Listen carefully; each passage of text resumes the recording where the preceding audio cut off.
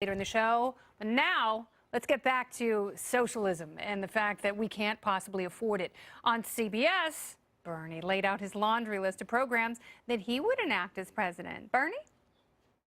You may recall that in 2016, many of the ideas that I talked about, Medicare for all, raising the minimum wage to $15 an hour, making public colleges and universities tuition-free, all of those ideas, people will say, oh, Bernie, they're so radical, they are extreme. The American people just won't accept those ideas. Well, you know what's happened in over 3 years? All of those ideas and many more are now part of the political mainstream. So you're saying the party came your way? Well, I don't want to say that. I think most people would say that. How humble! That's amazing. No, the ideas will never take root because once people learn about the bill and the cost of these programs, it's totally untenable, potentially tens of trillions of dollars over the next decade. And with me now to explain how we could possibly afford it, National Taxpayers Union Senior Fellow and Center for a Free Economy Board member, it is Mattie Duppler. Welcome back, Mattie. Hey, Kennedy. Hey, girl.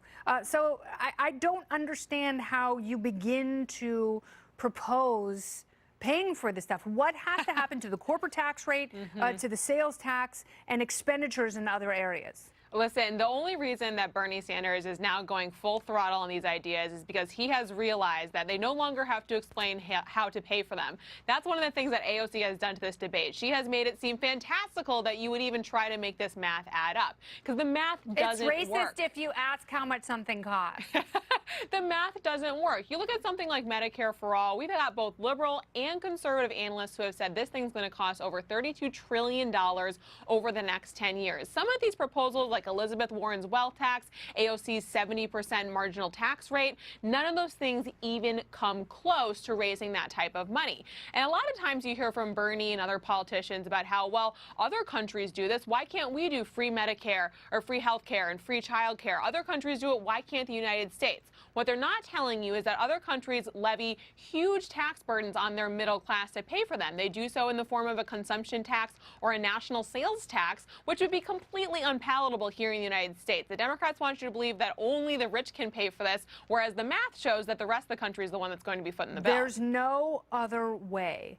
And Democrats are banking on the fact that lower income earners will be delighted by the future dependency, and the promises they give to the middle class will ensure that the middle class continue voting Democrat. That's not going to happen if they are squeezed to the point of total immobility. That's exactly right.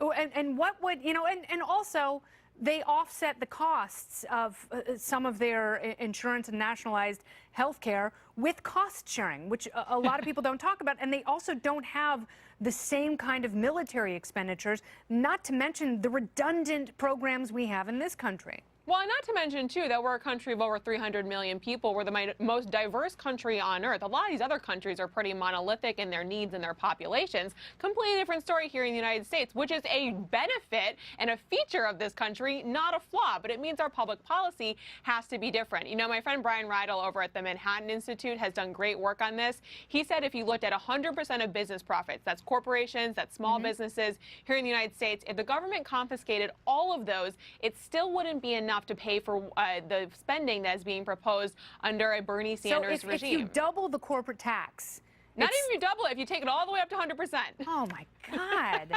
And then presume that these people don't stop working. I know, it is insane. It shows that that's why we haven't seen any math yet in the Democratic primary. You can't make these numbers work and promise all of these things and then have a way to pay for it. So, Mattie, when are they going to push each other? Well, at what point do they start pushing each other?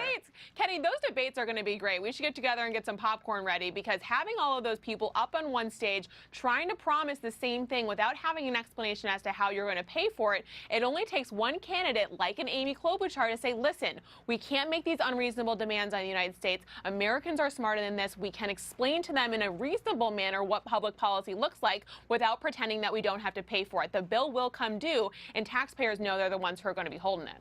But that's the other thing. They pretend like it won't. That somehow, because Congress has been in the habit of kicking the can down the road with things like continuing resolutions, that they're going to be able to do the same thing when the bill comes for the debt service. I think that's true, but you look at Democrats in the past, they've always talked a big game on taxes. They've been a lot more reticent to actually vote to increase taxes, both on high-income earners and middle-income earners. Remember the Bush tax cuts that we were arguing about for 10 years? President Obama, the most progressive president in history, is the one who signed 85% of those into law permanently. These guys don't mean it when they say it. It's a really convenient political campaign. When push comes to shove, they don't want to take those votes because they realize it won't work here in the United States. And everyone has it all wrong. Cut taxes, fine. You have to cut spending. Exactly Those right. two things have to work in conjunction as Miracle-Gro in order for the economy to blossom. Thank you so much, Mattie Duppler. You got it, Kennedy. Very good. Coming up, socialism under Nicolas Maduro has ravaged Venezuela. Now President Trump is urging the country's military to switch to the opposition. Will they listen, or will the U.S. military have to intervene, John Bolton? We'll hear from Guaido's interview with Trish Regan and get